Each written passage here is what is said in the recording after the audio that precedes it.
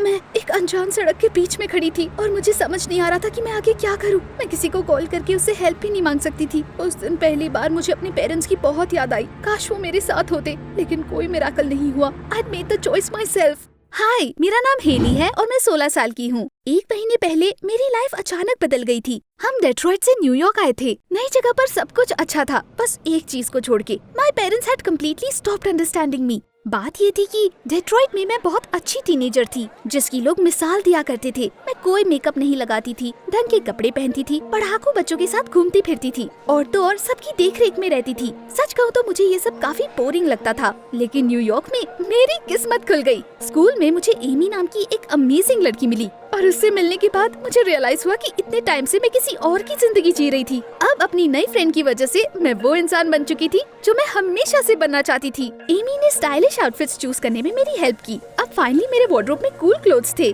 उसने मेरे नेल्स पर ब्राइट कलर्स लगा दिए, मुझे आईब्रोज बनाना और ठीक से आईलाइनर लगाना भी सिखा दिया था। I looked irresistible. Just imagine, जब मैं अपने नए कपड़ों में सड़क से गुजर रही थी तो लाइफ में पहली बार लड़के मुझे मुड़ मुड़ कर देख रहे थे। लेकिन घर आने पर मेरे पेरेंट्स को मेरा नया लुक बिल्कुल अच्छा नहीं लगा। Are you crazy? Wash this off at once. मेरे डैड ने कहा और मेरी मॉम ने मुझे अपना ब्राइट मेकअप धोने के लिए मजबूर कर दिया। मुझसे ऐसे रिएक्शन की उम्मीद नहीं की थी मैंने। वेल, ऑफ कोर्स मेरे पेरेंट्स ने मेरी नई चीजों को बाहर नहीं फेंका, लेकिन उन्होंने मुझे वो सब स्कूल पहनकर जाने से मना कर दिया। मेरे साथ बहुत गलत हो रहा था। आफ्टर ऑल, एमी जैसे चाहे वैसे स्कूल आ सकती थी और उसे तो कोई कुछ नहीं कहता था, जबकि मुझे अपने सारे अच्छे कपड़े घर पर छोड़ने पड़ रहे थे। क्या मेरे पेरेंट्स को समझ नहीं आता था कि मुझे उनकी कितनी जरूरत है? After all, I felt so much more mature and confident with my new look and I look so plain in my old clothes. जैसा कि आपने गेस कर लिया होगा, अगले दिन मैं अपने पुराने कपड़ों में ही घर से बाहर निकली। मेरे नए कपड़े वार्डरोब में पड़े हुए थे और मुझे इस बात का तुरंत रिग्रेट होने लगा, क्योंकि एक दिन पहले की तरह किसी भी लड़के ने मुझे पीछे मुड़कर नहीं देखा। इसलिए स्कूल आते ही मेरा मूड खराब हो गया और मैंने एमी को अपनी सारी प्रॉब्लम्स के बारे में बता दिया। उसने मुझे दिलासा देने की कोशिश की, लेकिन ये भी बताया कि उसे ऐसी चीजों से डील नहीं करना पड़ता, क्योंकि उसके पेरेंट्स हमेशा उसे ब्राइट आउटफिट्स पहनने के लिए एनकरेज करते हैं। इस बात ने मुझे और ज्यादा अपसेट कर दिया। क्या मैं अकेली इतनी अनलकी थी? But then Amy came up with a cool idea to show up at school the next day looking as cool and shocking as we could together. और मुझे इसके लिए अपने पेरेंट्स से आर्ग्यू करने की भी जरूरत नहीं थी। मुझे बस चुपचाप वार्डरोब से अपने कपड़े लेकर उन्हें अपने बैग में भरना था और अपने पुराने कपड़ों में ही घर से बाहर निकलना था। फिर स्कूल के बाथरूम में मैं अपने कपड़े बदल सकती थी। मुझे तो ये प्लान बहुत सही लगा। घर पर भी पूरे दिन अपने प्लान के बारे में सोच कर मैं मन ही मन खुश हो रही थी। एंड ऑफ कोर्स मेरे पेरेंट्स ने ये नोटिस किया। My mother praised me for not getting upset after they scolded me and quickly realizing my mistakes. Oh मेरी प्यारी मॉम, आप मुझे बिल्कुल नहीं जानती, लेकिन ये अच्छा ही था, इस तरह वो कम परेशान होती। लेकिन नेक्स्ट मॉर्निंग अपनी मॉम की जगह मैं परेशान थी। अपने बैग में मिनी स्कर्ट, शूज और मेकअप रखते वक्त मेरा हाथ जोर जोर से कांप रहा था। अपना बैग बंद करने के बाद मैंने चैन की सांस ली और आराम से नीचे गई। मॉम ने हमेशा की तरह मुझे गुड बाय किस किया और मेरा लंच बॉक्स पकड़ाया। डैड ने न्यूज़पेपर से नजर हटाए बिना मुझे बाय बोल दिया। फिर ऐसा लग रहा था कि मेरे पेरेंट्स को जरा भी शक नहीं हुआ। मैं अपना प्लान पूरा करने के लिए भागते हुए स्कूल गई। सब कुछ प्लान के अकॉर्डिंग चल रहा था। मैं स्कूल बाथरूम में गई, मैंने अपने प्लेन कपड़े उतारे और नए कपड़े पहने और फिर इतना ब्राइट मेकअप लगाया कि उसे लगाने के बाद मैं मिरर में खुद को पहचान ही नहीं पा रही थी। लेकिन मुझे ये बहुत पसंद था। एमी और मैं हाई हील्स और फैशनेबल चीजें पहनकर टॉयलेट से बाहर आए। ऐसा लग रहा था जैसे कि हम किसी मूवी में हैं। आप इमेजिन भी नहीं कर सकते कि सब लोग हमें कैसे देख रहे थे। लड़कों ने हमारे लिए रास्ता छोड़ दिया और हमें देखकर सीटियां बजाने लगे। लड़कियां जलन के मारे आसपास कानाफूसी करने लगी।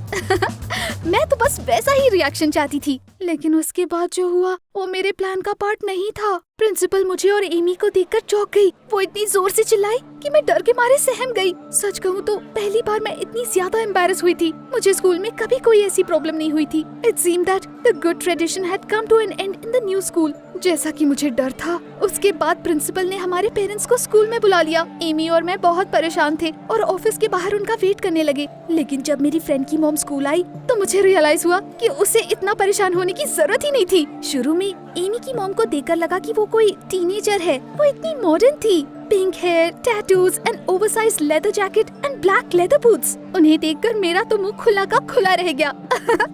लेकिन उसके बाद जो हुआ वो देखकर मैं और ज्यादा हैरान हो गई। प्रिंसिपल की बात सुनने के बाद एमी की मॉम ने अचानक कहा, मेरी बेटी जैसे चाहे वैसे कपड़े पहन सकती है। मैं चाहती हूँ कि आप फ्यूचर में कभी उस पर कोई ड्रेस कोड इम्पोज ना करे। प्रिंसिपल भी मेरी ही जितनी शौक थी और आग बबूला हो रही थी। फिर उसने अपना सारा गुस्सा मेरे ऊपर उतार दिया। When my mother came to school, the principal complained about my stunt for a particularly longer time and also very enthusiastically. ये ठीक नहीं था। मैंने और एमी दोनों ने कपड़े बदले थे, लेकिन बस मुझे ही पनिश किया जा रहा था। मेरी मॉम बहुत गुस्से में थी। घर आने के बाद उन्होंने डैड को सब कुछ बता दिया और उन्होंने मेरी पनिशमेंट भी सोच ली थी। A month of house arrest, यानी no more shopping and parties। मेरे पेरेंट्स मेरे साथ बहुत गलत कर रहे थे क्योंकि वो पनिशमेंट काफी हार्श थी। मैंने बस एक बार कपड़े चेंज किए थे और एमी को तो इसके लिए कोई पनिशमेंट नहीं मिली। मेरे पेरेंट्स उसके जैसे क्यों नहीं हो सकते थे? नेक्स्ट डे जब सारे क्लासमेट्स पार्टी में चले गए तो मुझे स्कूल से सीधा घर आना पड़ा। तो मैंने इसके बारे में बहुत सोचा।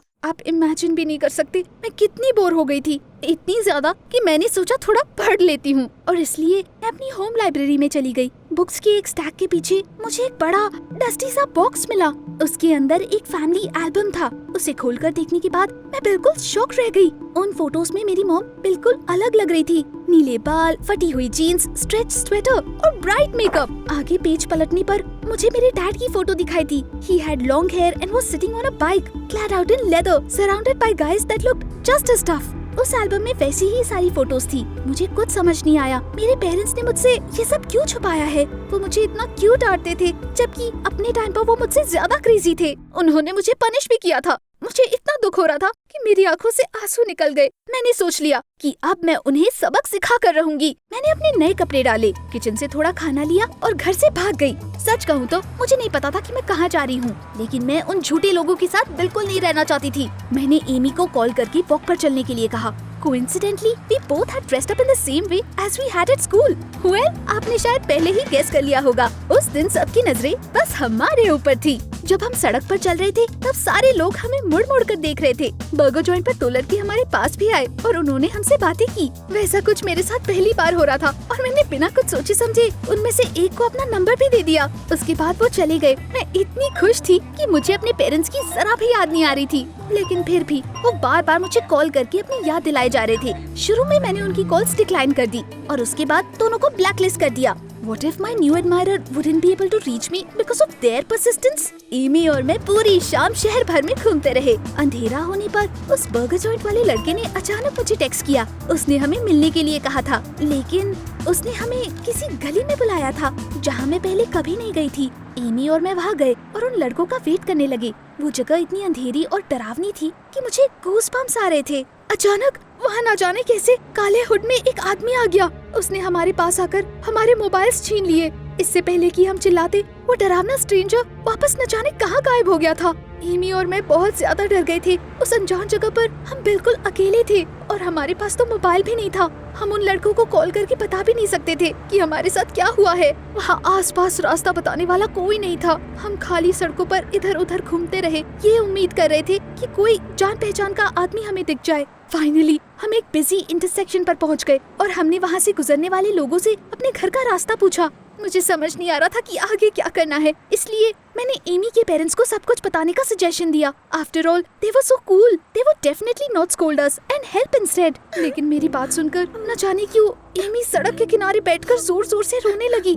मुझे कुछ समझ नहीं आ रहा था और फिर मेरी फ्रेंड ने मुझे सब कुछ बता दिया। मुझे पता चला कि उसके पेरेंट्स उस पर जरा भी ध्यान नहीं देते थे। उसे कुछ भी करने की आजादी थी, लेकिन वो उसकी लाइफ में कोई इंटरेस्ट नहीं लेते थे। उन्हें बस अपनी एक्सट्रीम हॉबीज और पार्टीज की परवाह थी। And Amy was acting and dressing up proactively on purpose so that her parents would notice her. और अभी तो वो किसी पार्टी में चले गए थे, इसलिए हमारी मदद करने के लिए कोई नहीं आने वाला था। मैं तो बिल्कुल शॉक थी। अब हम कुछ नहीं कर सकते थे। मेरे पास बस यही ऑप्शन था कि मैं अपने घर जाकर अपने पेरेंट्स को सब कुछ बता दूं। अब मैं उनसे गुस्सा तो नहीं थी, लेकिन एक दूसरी वजह थी जिसकी वजह से अब मैं वापस नहीं जाना चाहती थी। I felt very ashamed of myself for having wished I had different parents, the same as Amy's। अब मुझे पता चल चुका था कि मेरे पेरेंट्स उनसे कहीं ज्यादा बेटर थे। जब एमी और मैं घर के दरवाजे पर पहुंचे तो ये बात और भी ऑब्वियस हो गई। मॉम एंड डैड ने कसकर मुझे गले लगा लिया। जब मैंने उन्हें बताया कि हमारे साथ क्या हुआ तो मैं डांट सुनने के लिए बिल्कुल तैयार थी, लेकिन मेरे पेरेंट्स ने मुझे कुछ नहीं कहा। वो बस इस बात से खुश थे कि मैं जिंदा थी और बिल्कुल ठीक थी। उन्होंने पुलिस के पास जाकर रिपोर्ट फाइल कर दी। कुछ घंटे बाद वो चोर पकड़ा गया जो हमें डराकर हमारा मोबाइल ले गया था। वो वही लड़का था जिसने मुझे और एमी को उस जगह मिलने बुलाया था। पुलिस काफी दिनों से उन क्रिमिनल्स को ढूंढ रही थी। उस दिन बर्गर जॉइंट में हमारे ब्राइट क्लोथ्स की वजह से उन्होंने हमें नोटिस किया और फिर हम उनके अगले शिकार बन गए। Who would have thought that dreams would play such a cruel joke with me? उस दिन मुझे पता चला कि सबसे अलग दिखना हमेशा अच्छा आइडिया नहीं होता। शाम को मैंने अपने पेरेंट्स से माफी मांगी और प्रॉमिस किया कि अब से मैं अपने लुक्स के साथ कोई एक्सपेरिमेंट नहीं करूंगी। लेकिन उन्होंने कहा कि मुझे खुद को बहुत ज्यादा बांध कर रखने की जरूरत नहीं है। I could stay true to myself and avoid unpleasant consequences at the same time. मेरी मॉम ने बताया कि जब वो यंग थी तो वो हर महीने अपना हेयर कलर बदल देती थी और उन्हें ये बहुत अच्छा लगता था। लेकिन फिर उनके बाल इतने ज्यादा खराब हो गए कि उन्हें रिस्टोर करने के लिए कई साल लग गए। उसके बाद उन्होंने अलग अलग रंगों की विग्स लगाना शुरू कर दिए। वो कई ज्यादा कन्वीनियंट और सेफ था। और डैड ने मुझे बताया कि कूल लगने के चक्कर में उनकी जान जाते जाते बची थी।